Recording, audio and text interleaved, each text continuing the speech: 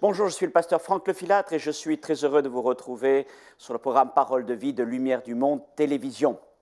Aujourd'hui, nous allons ouvrir ensemble nos Bibles dans le livre du prophète Habacuc au chapitre 2. Et nous lirons les 4 premiers versets. Et le thème de ce partage d'aujourd'hui sera « Bâtir une forteresse de prière, bâtir un ministère de prière puissant et efficace ». Nous faisons la lecture dans le livre du prophète Habacuc. « J'étais à mon poste, et je me tenais sur la tour. Je veillais pour voir ce que l'Éternel me dirait et ce que je répliquerais après ma plainte. L'Éternel m'adressa la parole et il dit « Écris la prophétie, grave-la sur des tables, afin qu'on la lise couramment. Car c'est une prophétie dont le temps est déjà fixé. Elle marche vers son terme et elle ne mentira pas. Si elle tarde, attends-la, car elle s'accomplira certainement.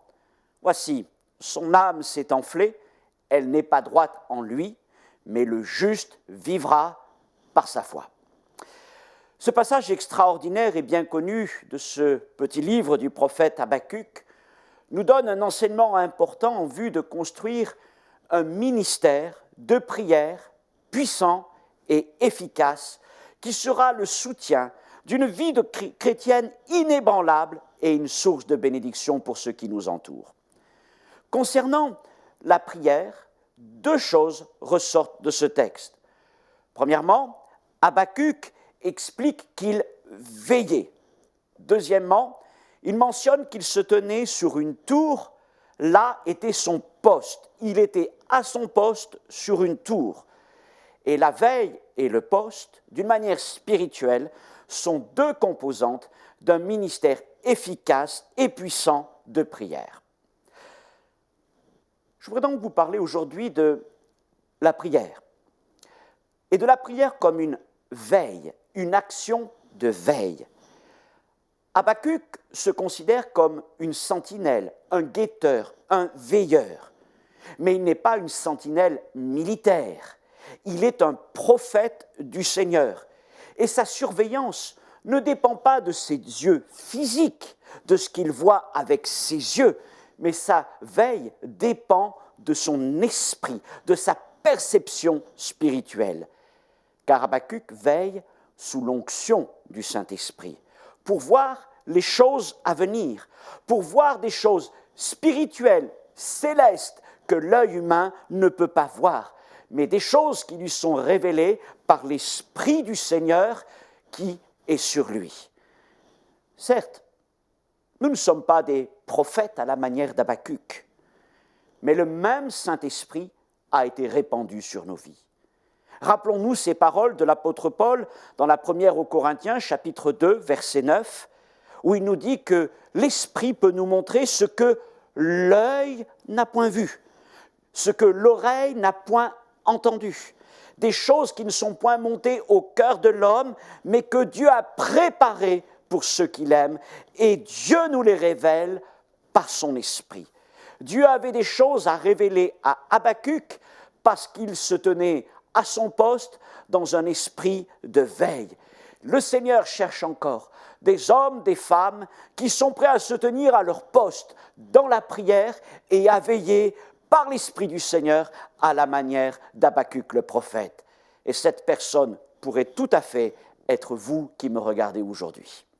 Alors nous allons voir maintenant 4 caractéristiques de la prière de veille. La prière de veille, voyez-vous, n'est pas une prière ponctuelle, une récitation de paroles. C'est un travail spirituel, intense et continu. C'est un état permanent. L'apôtre Pierre dit de vaquer à la prière en tout temps. Voyez, quand on veille, par exemple, vous laissez votre téléviseur en veille, vous voyez le petit point rouge peut-être allumé, et vous savez qu'il est là, sous tension. Il suffit d'appuyer sur un bouton pour que tout reparte, mais la puissance est là potentiellement. Eh bien, c'est pareil pour nous.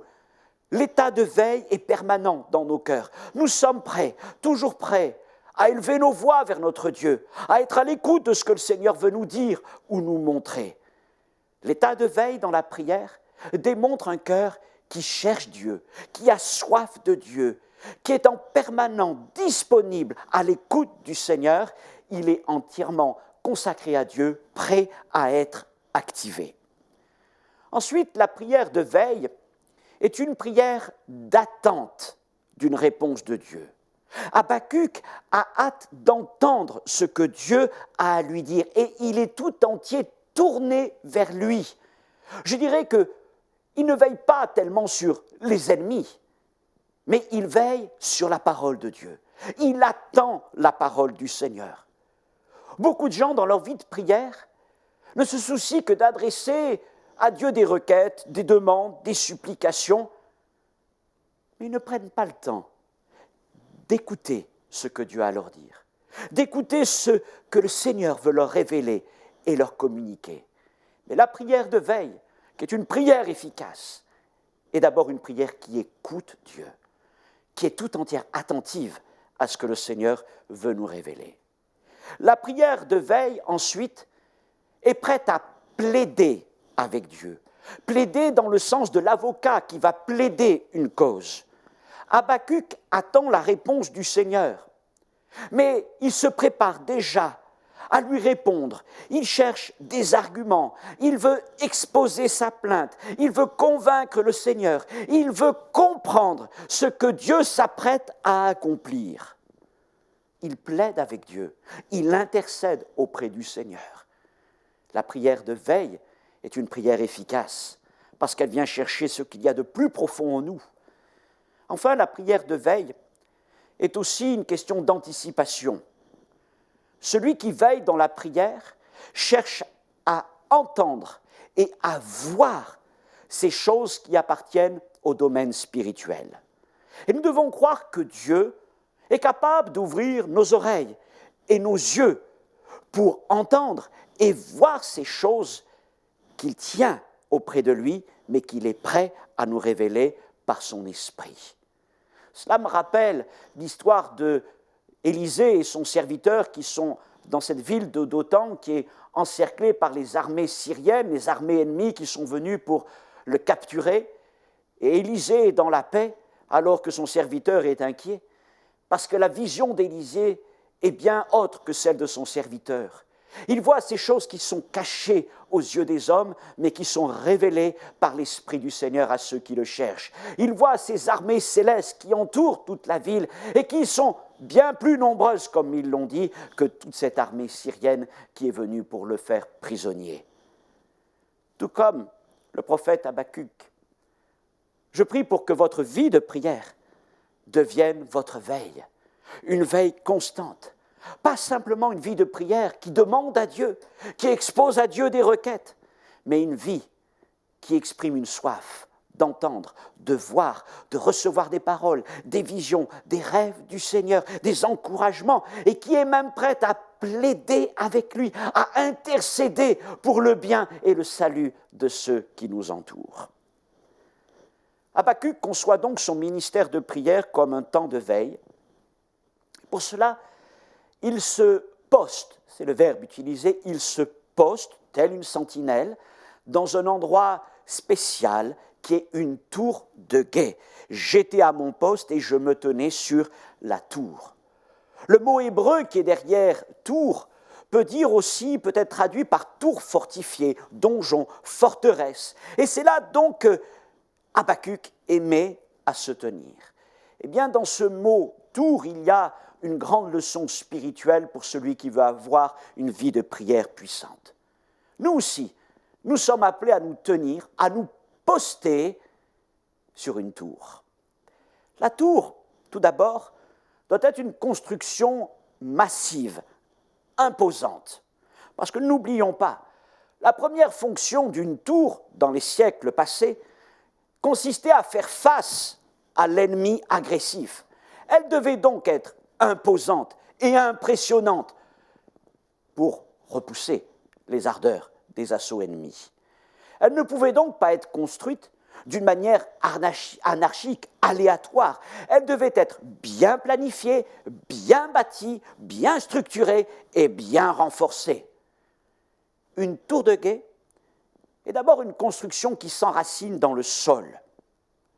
Et voyez-vous, un ministère de prière qui s'édifie tel une tour doit d'abord s'enraciner dans la parole de Dieu et dans une vie d'adorateur et de communion avec le Seigneur.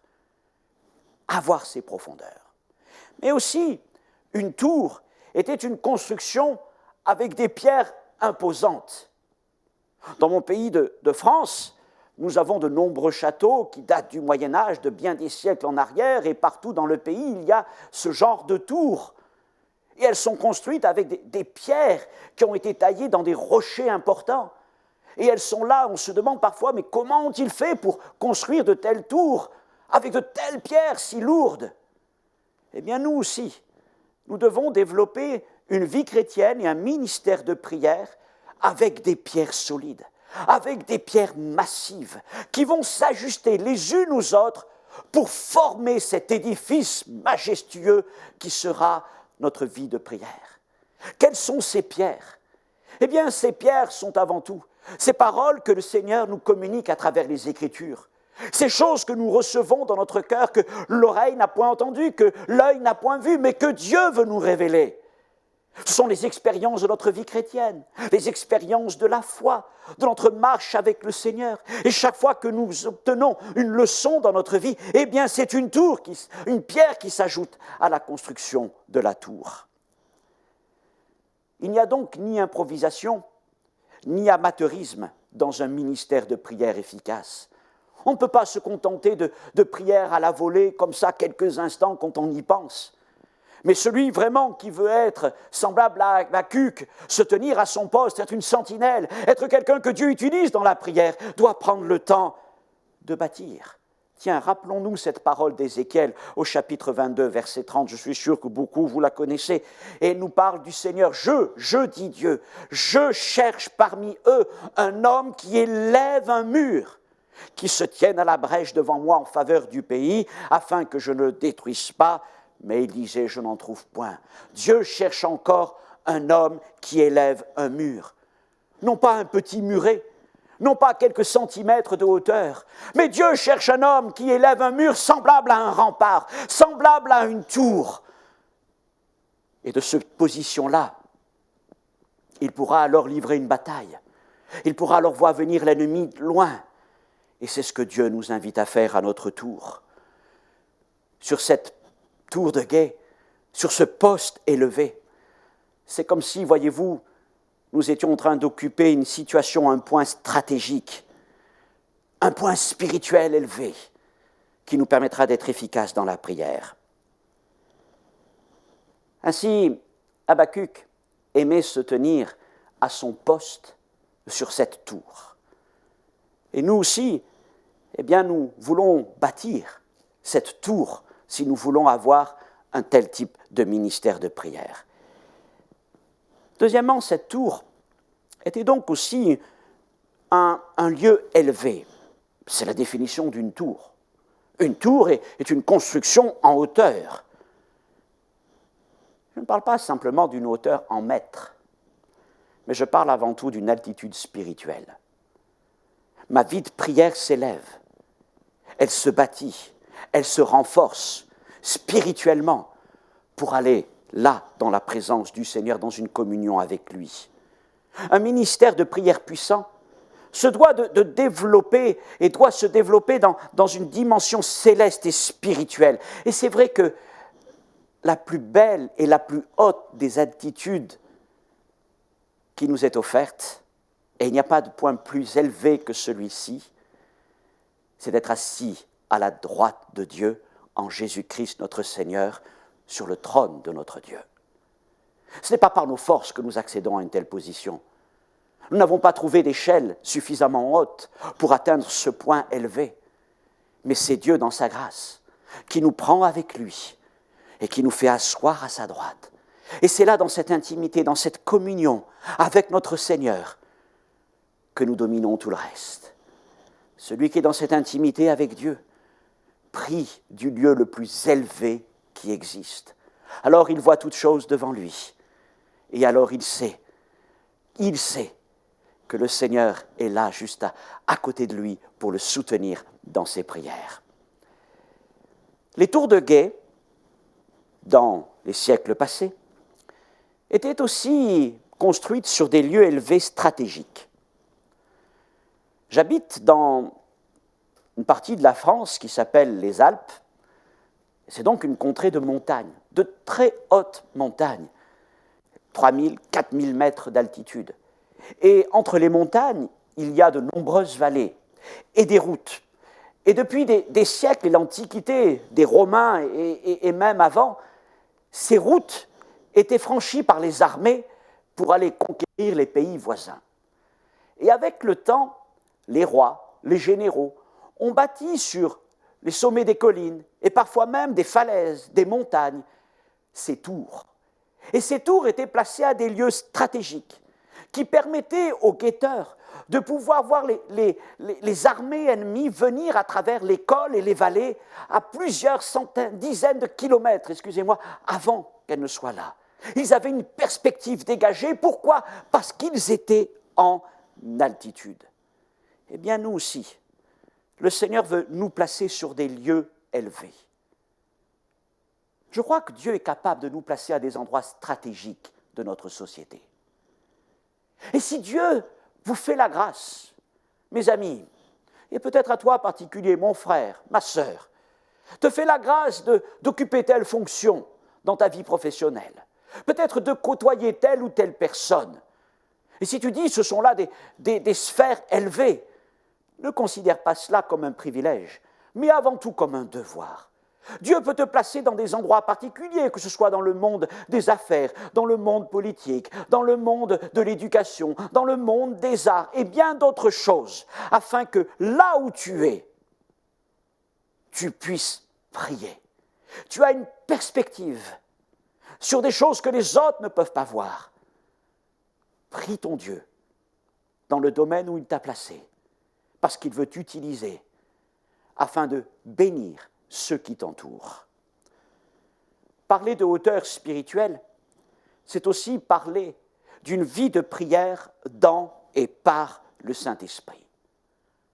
Au sommet de sa tour, Habacuc observait, non pas avec ses yeux, mais avec son esprit. Et le Seigneur venait à lui, comme le texte nous le montre, à travers des visions, des prophéties, qu'il lui accordait afin d'instruire le peuple et de l'encourager dans la foi.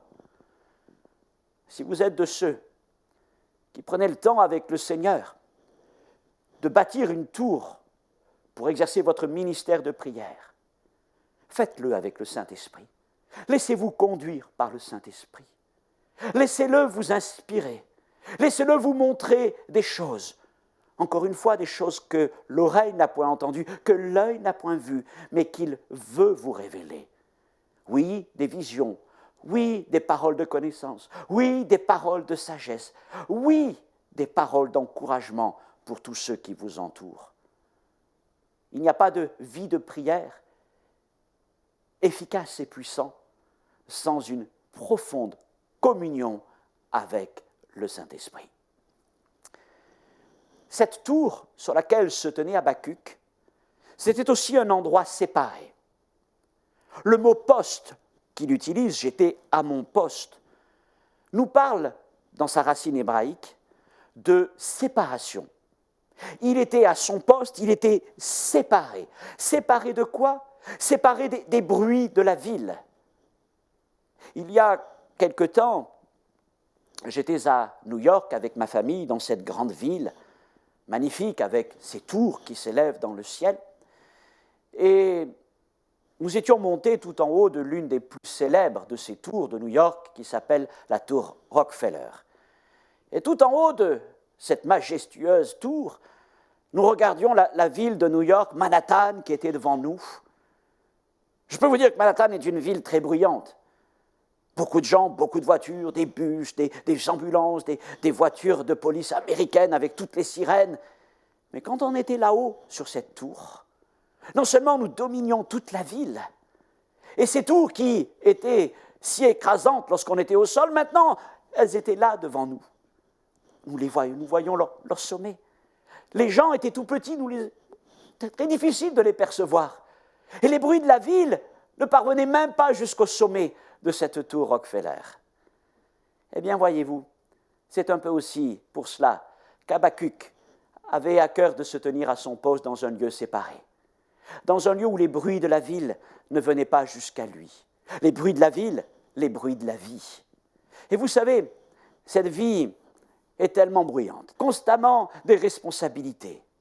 Mais il y a un moment où nous devons apprendre à nous séparer pour le Seigneur. Il n'y a pas de vie de prière efficace sans un temps de séparation, de consécration, où nous n'entendrons plus les bruits du téléphone, les bruits de la télévision, les bruits des enfants, les bruits de la vie, mais simplement nous voulons entendre la voix du Seigneur. Nous savons que Jésus nous a enseigné que la vie de prière commence lorsque nous rentrons dans notre chambre, que nous fermons la porte à clé pour nous retrouver en présence de notre Père, pour le louer, l'adorer et le prier. Voilà aussi un des secrets d'une vie de prière efficace et puissante. Enfin, cette tour sur laquelle se tenait le prophète Habakkuk, c'était aussi un lieu défensif. Si vous connaissez les psaumes, vous savez que David parle souvent de cette haute retraite. Il disait en quelque sorte, Dieu, tu es ma tour, mon refuge, mon abri, ma haute retraite. La fonction principale de ces tours d'autrefois était la défense. Ils étaient construits de sorte que lorsqu'il y avait une attaque, lorsque des armées ennemies venaient, les gens de la ville ou du village ou de la campagne puissent se retrouver dans cette tour afin d'y trouver la sécurité. Notre vie de prière doit être un lieu de sécurité et de défense. Pour cela, il doit être bien construit. Nous l'avons vu dans le point précédent. Mais voyez-vous, à l'époque, les batailles étaient souvent des sièges qui pouvaient prendre des jours, des semaines, des mois. Le siège de Jérusalem par les armées de Babylone a duré plus d'1 an et demi.